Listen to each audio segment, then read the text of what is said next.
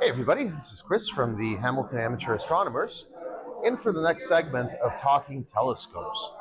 And for today's episode, we're here talking with Paula about her new little cute telescopes, the Seestar S50 and the Seestar S30.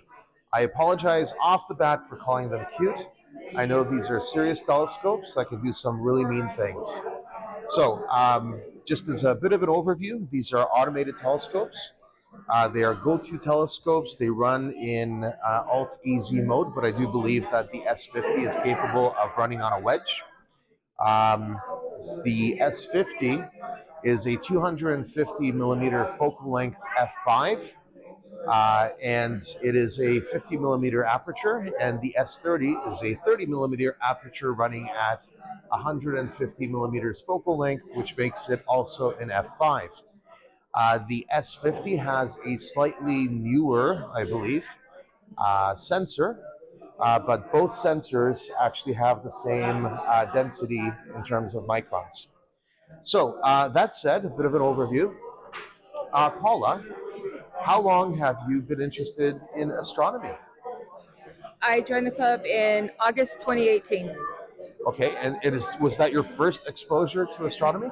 No, Okay. no, I ever since I was a kid, Dad told me stories about all the constellations and everything at the campfire. One year we went to the northern route of Algonquin Park, and we actually saw Aurora Borealis Oh, cool. as well as an eclipse that year as well. Wow. That was my first. Well, that would spark anyone's interest. Those are two amazing sites. Yeah.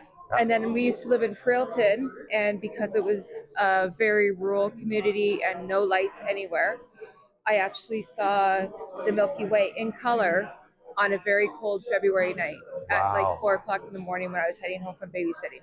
Wow, we certainly don't get that in the city. Yeah. No. So, were you observing with the regular telescope visually up until now? My first scope I got was a 910 millimeter refractor. Okay. I actually won that in December from the club as the Christmas giveaway. Oh, cool. And then a few years later, I got my Vixen 5-inch telescope with Vixen go-to mount and Starbuck 10. And then the Seestar came out, and that was my first one for. Okay. So this is recent, right? This past December, was it? Or November. When did you get the S50? The S50 was a year ago. Oh, a year ago. When it Okay, first came out. Okay, gotcha. Got you. Okay. And what motivated you to go with the S50? Cheap way to get into astrophotography. Makes a lot of sense. Okay, okay. And how did the S50 hold up for you? Like, what's your experience been like with it? It's really easy. It from disassembled to taking pictures under 15 minutes. You don't have to worry about polar alignment. You don't have to worry about anything. You just take it out, calibrate it, level it, and you're imaging. Okay. What kind of objects do you image with it? Everything. I try, even if it says it's not good, I try it. You mentioned about the wedge. The wedge, people have been working around with the wedge, but the equatorial mount part of the program is not quite out yet, but it is in the works. Okay. It's in beta testing right now. Yeah, and imagine that would make setting up the telescope that much harder because now you'd have to worry about polar alignment and everything. Right. So this, I understand, runs 10 second, 30 seconds, 10, 20, 30 seconds 60. intervals. Yeah. It does 60 as well? Yeah. What would you image at 60, and would you get some trailing for that? The only thing I've done so far is the time lapse yesterday. Okay. And that was at the 60 seconds. And I've sent you the the pictures that I've taken. Oh, cool. Okay. Yeah, we're gonna put so you'll be able to see those. Nice. And honestly, I didn't really notice much. Now, if you're doing galaxies or anything, they say 20 seconds is the most. I have not really gone up to 30 seconds or anything like that with them yet. Okay. But I'm going to wait till I have a very clear night and very good transparency night before I try that. Okay.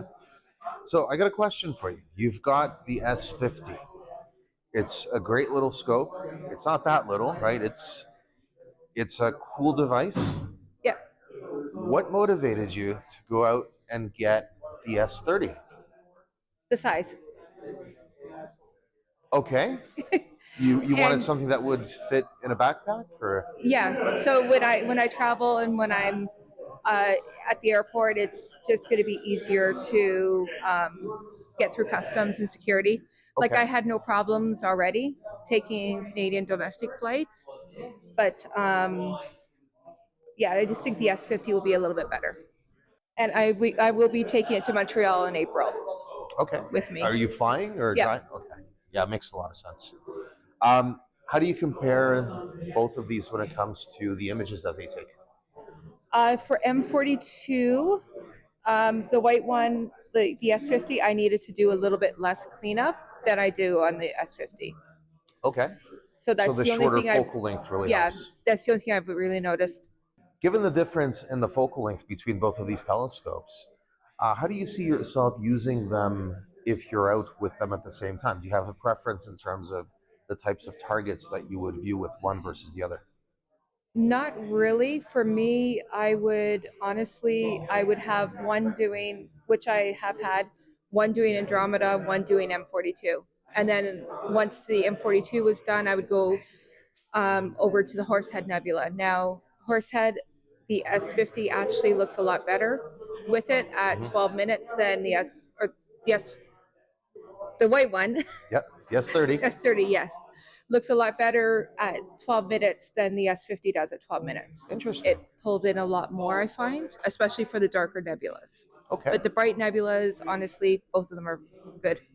What do you really like about these telescopes? And what would you change if you could? The ease, the ease of setup, the ease. It's more like my 910, like my refractor, where I could just be somewhere and pull it out of the trunk, set it up, and I'm imaging in a few minutes. It's the same thing with my refractor. Mhm. I don't have to worry about the polar alignment. I don't have to worry about anything on it. It's just Set up and go. it's set up and go. Perfect. Now, Plug and play. what would you change? Um, I would want the ability to have a few more filters to filter out some of the different noise and everything. But other than that, they're already developing that. Like you can already get them 3D printed on for the filter holders, 3D printed on Etsy and stuff. So Right. yeah, that's the only thing. Okay, cool. Well, Paula, thank you very much for bringing in these two awesome telescopes. Thanks for joining us at Talking Telescopes. Thank you. Bye, everyone.